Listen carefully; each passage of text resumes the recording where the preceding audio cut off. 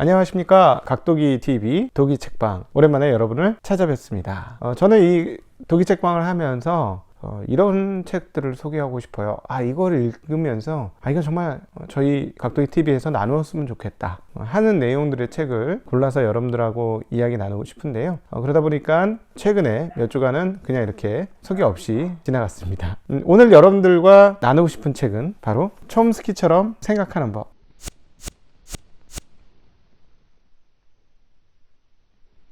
입니다. 노엄 촘스키는 진보적인 사회학자쯤으로 최근에 소비되고 있는 그런 모습을 발견할 수 있는데요. 실제로 진보적 사회운동과 연관되어 있는 것은 사실입니다. 근데 이분이 정말로 이렇게 유명하게 된 것은 바로 변형생성 문법 때문에 그렇게 유명하게 되셨던 것이죠. 변형생성 문법 하니까 이제 조금 머리가 아프실지 모르겠습니다만 간단하게 좀 설명을 드리도록 하겠습니다. 이 언어학에 있어서의 선구자라고 표현할 수 있는 분은 누구인가요? 네, 바로 독일의 철학자 비트겐슈타인이라고 저는 개인적으로 생각합니다. 뭐라고 그랬죠? 비트겐슈타인이?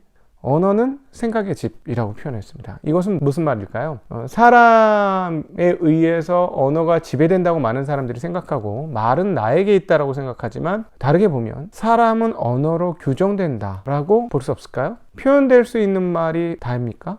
부부싸움을 하다 보면 그런 경우가 많은데 막 가슴을 치지 않습니까? 왜 가슴을 치는 일이 벌어질까요? 표현되지 않은 감정들이 내 안에 있기 때문에 그렇죠.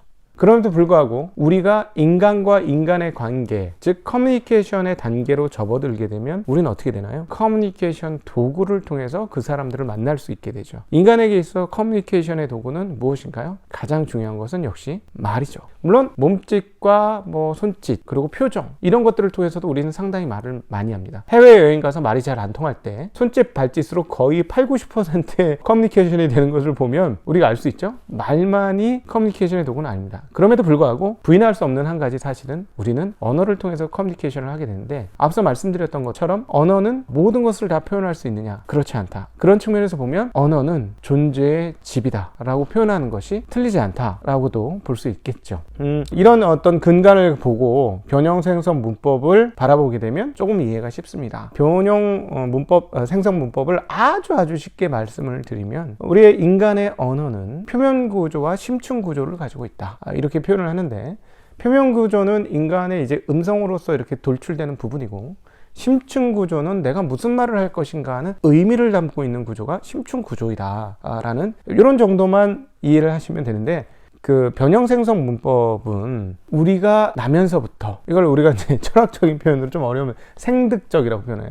나면서부터 얻게 되는 언어 구조를 우리 인간은 가지고 있다라는 게 변형생성 문법의 근간이 되는 거죠. 그래서 인간은 언어 구조어를, 문장을 만들 수 있는 기본적인 생득적인 관념을 가지고 있다라는 것이 변형생성 문법을 이루는 이론의 근간이 되겠습니다. 바로 이 부분에 대해서 약관 30세의 나이에 그 문법 이론을 체계화했던 사람이 바로 노엄 촘스키고, 학문의 스타, 그리고 언어학의 아버지, 언어학의 거의 전부로 나타났던 사람이 노엄 촘스키죠. 그러니까 정말 어마어마한 학자가 아닐 수 없다라고 이야기할 수 있는데요. 이분은 이제 그러나 미국이 베트남전에 참전하면서 이 베트남전 참전의 부당함을 이야기하면서 본격적으로 사회에 대한 발언을 하기 시작하죠. 그래서 이분은 확실히 특성상 언어학자여서 그런지 어떤 부분들이 있냐면, 저 사람이 하는 말은 과연 옳으냐 그르냐, 이런 분석을 아주 세세하게 합니다. 저 사람이 거짓을 말하고 있느냐 진실을 말하고 있느냐 라는 얘기를 하는데요. 오늘 제가 여러분에게 이 노엄 촘스키를 말씀드린 것은 변형생성 문법을 말하기 위함도 아니고, 진보적 사회운동에 대한 이야기를 하자는 얘기도 아니고, 투자와 관련돼서 굉장히 여기서 얻을 수 있는 인사이트가 많기 때문에 여러분에게 노엄 촘스키와 이 책을 나누자고 이 자리에 나오게 된 것입니다. 자, 인간은 어디에 서 있을까요?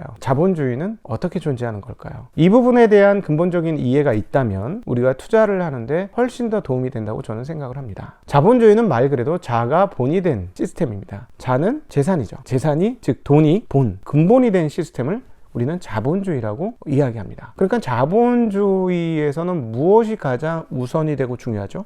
네, 돈이 가장 중요한 개념이 되겠죠. 그러니까 자본주의를 이해하기 위해서는 돈에 대한 이해를 해야 하고요. 또 하나, 사람들을 돈에 달려들 수 있도록 욕망 구조를 건드리는 게 자본주의 시스템의 근본적인 사회 구조입니다. 네, 그런 구조를 가지고 있는데요.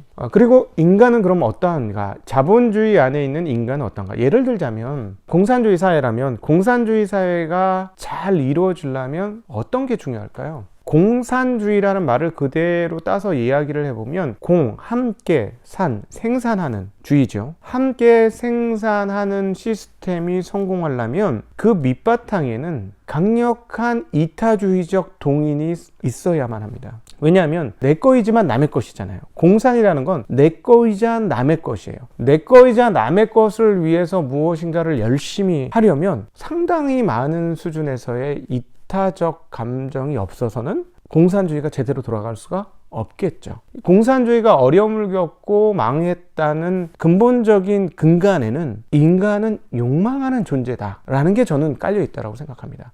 공산주의가 쇠퇴하고 자본주의가 승하게 된 기본적인 배경은 인간은 욕망하는 존재, 욕망하는 자, 그가 곧 인간이다 라는 것이죠. 바로 이런 것들이 어떻게 나타나나요? 여러분들에게 소개시켜 드리려고 준비했다가 포기했던 책이 소유냐 존재냐 이런 책들이에요. 자본주의 시스템에서는 이 소유가 굉장히 중요한 포인트가 되는 것이죠. 그런데 과거에는 이제 존재가 더 중요하다, 소유가 더 중요하지 않다 뭐 이런 이야기도 많이 있었는데 그렇게까지 얘기하면 너무 폭이 커지니까 여기서 잠깐 자르고요. 어찌되었거나 이 자본주의 시스템은 욕망의 구조 안에 있으면서 공산주의를 누르고 여기까지 오게 됐습니다.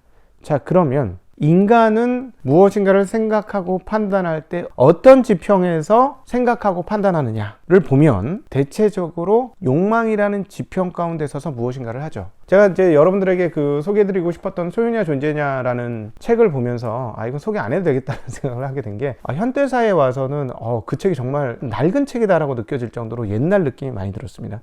그럼에도 불구하고 나중에 제가 존재에 대한 이야기는 다시 한번 드리게 될 터인데요. 어찌되었건 지금은 이 소유를 어떻게, 이 욕망을 어떻게 해석하는지가 오히려 훨씬 더 중요한 시대가 됐다고 저는 생각을 하고요. 자, 그러면 여기서부터 말씀을 드리면 인간은 욕망하는 존재고 욕망이라는 지평 가운데서 판단을 한다면 그 판단은 어떻게 될까요? 그 욕망이 건드려지면 판단이 달라지는 거죠. 그쵸? 이걸 더 쉽게 말씀드릴까요?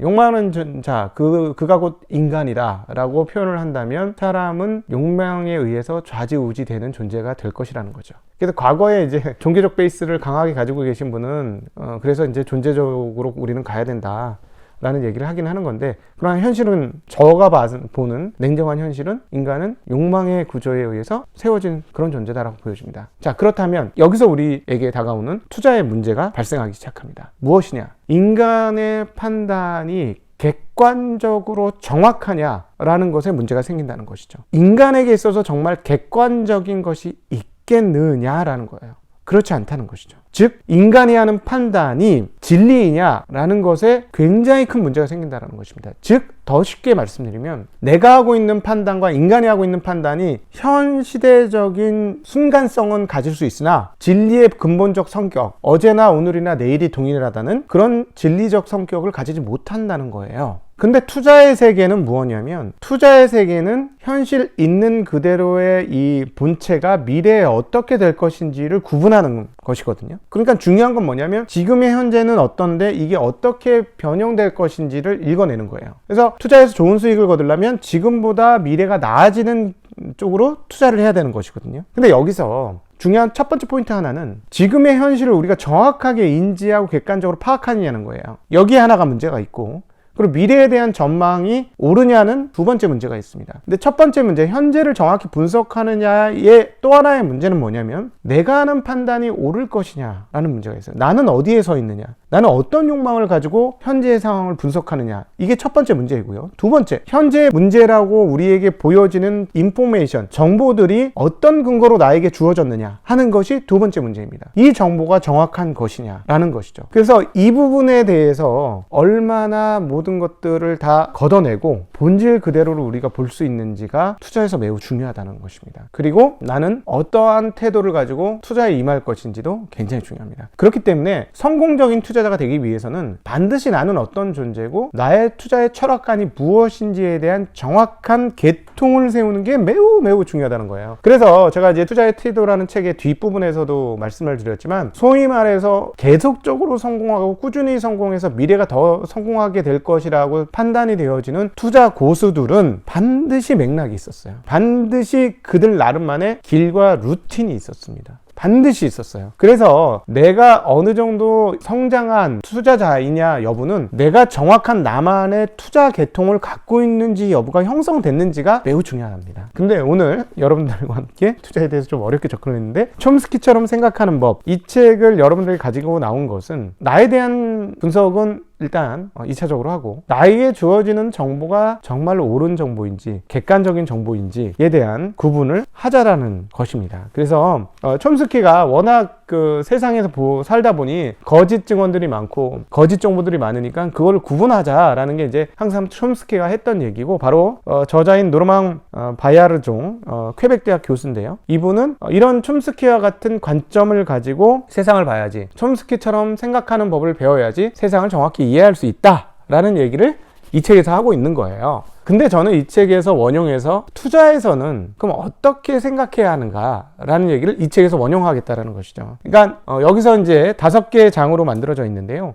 말에 숨겨진 진짜 뜻을 생각해야 한다라는 얘기를 첫 번째 합니다. 그렇다면 뭐냐면, 우리는 우리에게 주어진 정보, 숫자적인 정보가 과연 이 기업의 현재 상태를 어떻게 표현하고 있는 것인가, 그리고 미래를 어떻게 말해주고 있는지 정확히 보셔야 되고요. 여기 두 번째, 숫자로 생각하되 함정을 조심하자라는 얘기하면서 숫자 공포증에서 벗어나자. 숫자만 얘기하면 사람들이 얼어가지고 아예 이해를 못한다라는데, 요 얘기를 보면서 투자자들이 왜 투자를 어려워하는지 알게 됐어요. 숫자에 대해서 공포심이 있거든요. 수학에 대한 공포심이 있다 보니까 수학적으로 그냥 썰을 잘 푸는 사람들이 얘기하면 그냥 홀딱홀딱 다 넘어가요. 그러니까 IR 관계자들 중에 일부는 그런 것들을 잘 사용할 수도 있겠죠. 그러니까 그런 숫자들이 정확한 것인지에 대해서 나만의 숫자적 관점을 갖는 것도 투자에선 너무나 중요합니다. 그래서 제가 유튜브에 여러 가지 방송 중에서 그 업종의 총 생산량은 얼만데, 돈으로 환산해서 얼만데, 핸드폰 시장 1년에 300조, 자동차 시장 1년에 2000조, 3000조?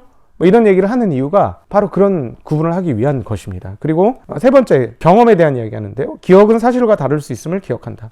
저는 나이를 먹으면서 제 머리를 안 믿어요. 이제 내 기억을 안 믿어. 이게 맞는다는 보장을 할 수 없어.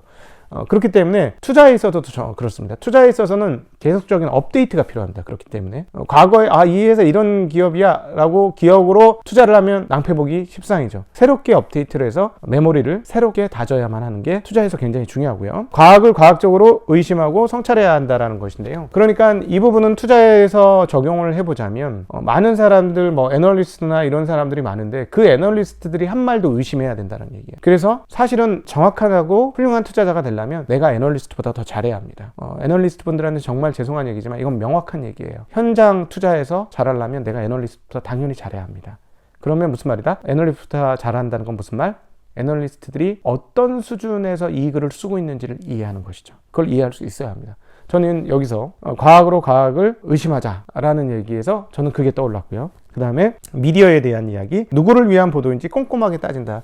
한국의 미디어들은 우리의 말이 쉽게 노출되는 거 많이 볼 수 있었는데요. 우리에게 주어진 정보가 주가를 띄우기 위한 정보인지 진짜 이 회사에 대한 정보인지 잘 구분해야 합니다. 요즘에 일반 투자자들이 너무 많고 주식 투자로 뭔가를 욕망하는 사람들이 굉장히 많기 때문에 그것을 이용해 먹으려고 하는 사람들이 너무나 많아졌습니다. 그래서 냉정하고 정확한 이야기를 하기보다는 조작적 정보들이 나오는 경우들을 종종 확인할 수가 있습니다. 그래서 이런 데에 속지 않으려면 냉철하게 이 보도된 내용들을, 그리고 기업에 대한 내용들이 정말 사실인지에 대해서 내가 판단해야 합니다. 투자는 내 판단으로 선택하는 과정이 투자입니다. 남이 이런 얘기 저런 얘기 했다고 그렇게 해서 휩쓸려 가다가는 하루 이틀 좋을지는 모르겠습니다만 반드시 큰 사고를 당하고 화를 입는다는 게 투자의 세계입니다.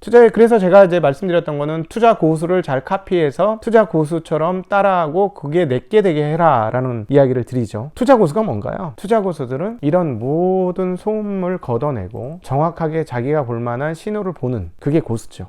그 중에서도 더 고수는 다양한 신호들을 읽어내서 다 내 걸로 만드는 사람은 정말 초고수가 되는 거고, 그렇게 초고수가 되지 않아도 주식 투자에서 성공하기는 어렵지 않습니다. 내가 한두 가지 필터만 갖고 있어도, 예를 들어서 금융 업종만으로도 큰 게 성공하는 투자자가 될 수 있고요. 뭐 바이오 업종만으로, 아니면 IT 업종만으로도 투자자로 큰 성공을 거둘 수가 있습니다. 왜냐하면 자기 필터로만 보기 때문이죠. 그러나 어떤 사람들이 실패하나요? 아예 필터가 없으면 실패합니다. 여기저기 마음이 휘둘려서는 안 되죠. 촘스키처럼 생각하는 법은, 제가 뭐 사회에 대한 이야기를 여러분들에게 드리고 싶은 게 아니고, 촘스키를 근거로 여기에서 원용을 해서 우리가 투자에 어떻게 사용할 것이냐, 투자에서 어떻게 나는 냉철함을 가지고 인간 존재가 가지고는 존재적 한계, 즉 자본주의 시스템에서의 존재적 한계, 소유에 휘둘리고 욕망에 휘둘리는 인간과 자본주의 시스템과 사회 속에서 어떻게 정확하게 나만의 정보를 캐낼 수 있는지, 그걸 어떤 방법으로 우리 두뇌 활동을 하면 좋은지에 대해서 촘스키가 상당히 좋은, 뭐라 그럴까요, 하나의 방법을 제시하고 있다고 판단했기 때문에 오늘 이 책을 여러분들과 함께 소개해보고 싶었습니다. 오늘은 책 내용보다 제 얘기가 훨씬 많아서 죄송한데, 이 책은 이렇게 심각하게 읽으실 필요는 없고요. 사회에서 이렇게 나타나는 온갖 억측들에 대한 이야기를 굉장히 많이 하고 있습니다. 오랜만에 여러분들과 만나본 도기책방은 촘스키처럼 생각하는 법. 네, 이 책과 함께 정말 투자에 있어서 촘스키처럼 냉정하고 분석적으로 생각하는 게 무엇인가를 같이 한번 이야기해 보았습니다. 함께 해주신 여러분 깊이 감사드립니다. 고맙습니다. 안녕.